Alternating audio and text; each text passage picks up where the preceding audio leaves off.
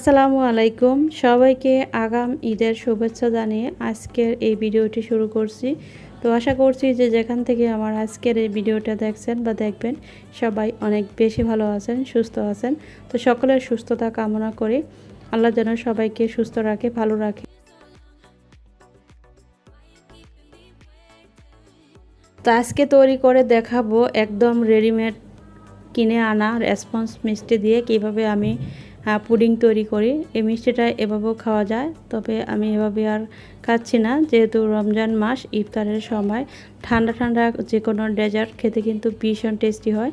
তো এখানে আমি ডেজার্টটা তৈরি করার জন্য আমি এখানে যে রসটা আছে সেটা ছেঁকে নিচ্ছি, আর মিষ্টিটাকে আমি এক সাইডে সরিয়ে রাখছি।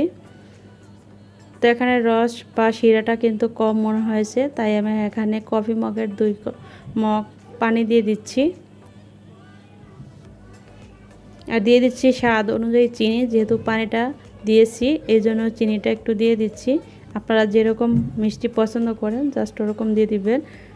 আর যদি বাসায় স্পঞ্জ মিষ্টি না থাকে তাহলে মিষ্টিটা আপনারা বাসায় তৈরি করেও এই ডেজার্টটা তৈরি করতে পারেন। আর এখানে 1 টেবিল স্পুনের মতো দিয়ে দিচ্ছি আগার আগার পাউডার। এটা কিন্তু আমি চুলার বসানোর আগে এই কাজটা করে নিচ্ছি। চুলায় বসিয়ে যখন এই কাজটা করবেন তখন কিন্তু আগার আগার পাউডারটা দলা পেকে যাওয়ার সম্ভাবনা থাকবে। আর এভাবে যদি সবগুলো আগে থেকে মিক্স করে তারপরে চুলায় বসিয়ে দেন তাহলে আর দলা পেকে যাওয়ার সম্ভাবনা থাকবে না। ডেজার্টটাও কিন্তু খুব সফট আর স্মুথ হবে, খেতে ভীষণ টেস্টি হবে। তো আমি চুলায় বসিয়ে দিচ্ছি আর অনবরত নেড়ে দিচ্ছি, এতে করে আর দলা পেকে যাওয়ার সম্ভাবনা থাকবে না।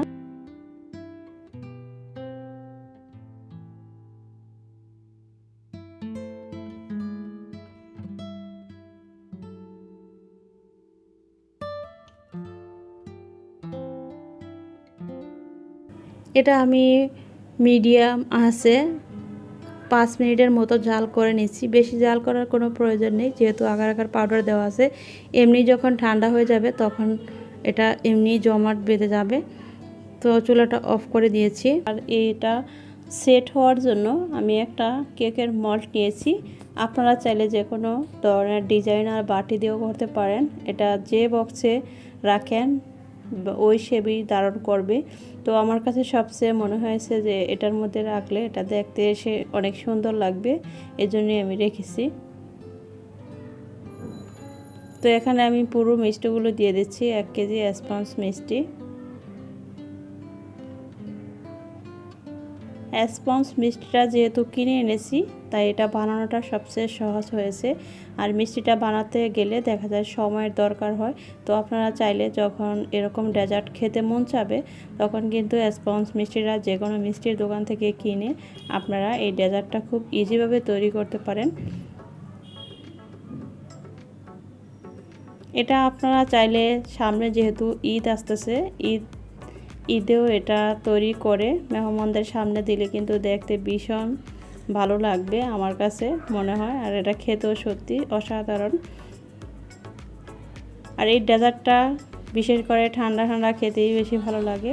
আমি এটা ইফতারের 2 থেকে 3 ঘন্টা আগে রেডি করেছি আর ফ্যান ছেড়ে দিয়েছি। যখন এটা পুরোপুরি ঠান্ডা হয়ে গিয়েছে তখন আমি নর্মাল ফ্রিজে রেখে দিয়েছি।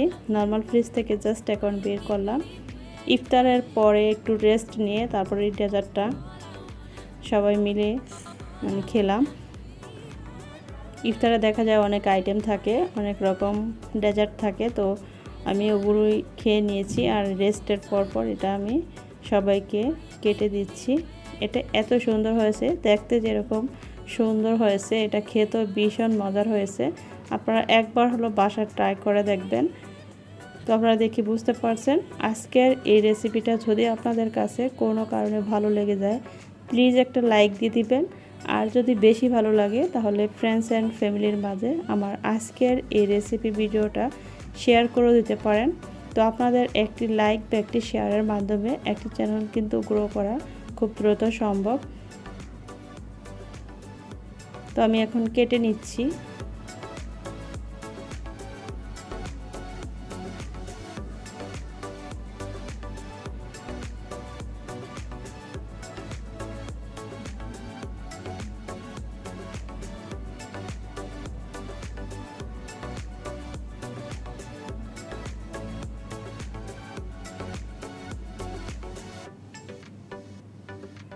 তো আমার বাচ্চারা কিন্তু এটা হাত দিয়ে খেয়ে নিচ্ছে, এটা আর বাটিতে নিচ্ছে না।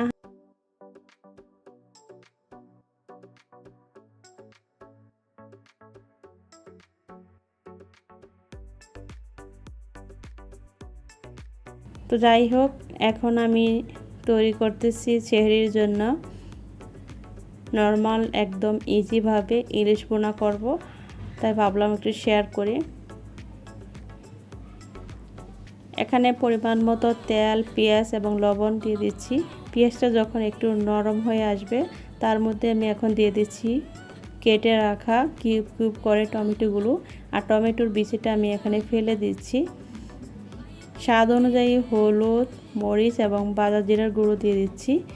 এখানে চাইলে আপনারা আদা রসুনের পেস্টটা ব্যবহার করতে পারেন। তো ইলিশ মাছ যেহেতু, আমার মনে হয় অতিরিক্ত মশলাটা না দেওয়াই বেটার। তবে ফ্রিজে কিন্তু এই মাছগুলো থাকলে মাছের টেস্টটা আর ওরকমভাবে পাওয়া যায় না, তখন আপনারা চাইলে একটু আদা রসুনের পেস্ট দিতেই পারেন।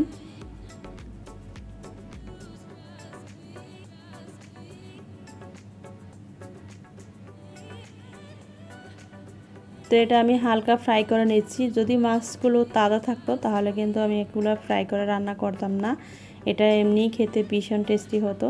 আর যেহেতু ফ্রিজে অনেক দিন মাছ রাখার পর মাছের টেস্টটা কিন্তু নষ্ট হয়ে যায়, তো ফ্রাই করে রান্না করলে একটু ভাজা ভাজা গ্রান পাওয়া যায়, খেতেও ভীষণ মজার হয়। আরও অন্যান্য কিছু আমি তৈরি করেছি সেহরির জন্য, তো এটাই জাস্ট ভিডিও করলাম। সব কিছু আর ভিডিও করা সম্ভব হয় না, বাসায় মেহমান আছে, এই জন্য দেখা যায় যতটুকু সম্ভব হয় অতটুকুই শেয়ার করতেছি। আর আমি অনেক দিন যাবৎ ভিডিও ওরকমভাবে দিতেও পারতেছি না ব্যস্ত থাকার কারণে। তো নামানোর আগে জাস্ট এখানে ধনিয়া পাতা কুচি দিয়ে দিচ্ছি। তো রেডি হয়ে গেল আমার খুব সহজ ইলিশ ভুনা। তো আজকের এই দুইটা রেসিপি আপনাদের কাছে কেমন লেগেছে অবশ্যই কমেন্ট বক্সে কমেন্টের মাধ্যমে জানাবেন। আর এই দুইটা রেসিপি কিন্তু সত্যি সহজ হলো, খেতে ভীষণ টেস্টি হয়েছে। ইলিশ মাছ ভুনাটা খুবই ইয়ামি এবং লোভনীয় হয়েছে। আর যেহেতু মাছটা ফ্রাই করে ভুনা করেছি, এটা সত্যি অনেক টেস্টি ছিল। তো সবাই ভালো থাকবেন, সুস্থ থাকবেন, সকলের সুস্থতা কামনা করে। আর আমার নেক্সট ভিডিওগুলো দেখার জন্য সবাইকে আবারও ওয়েলকাম জানিয়ে আজকের মতো এখানে বিদায় নিচ্ছি।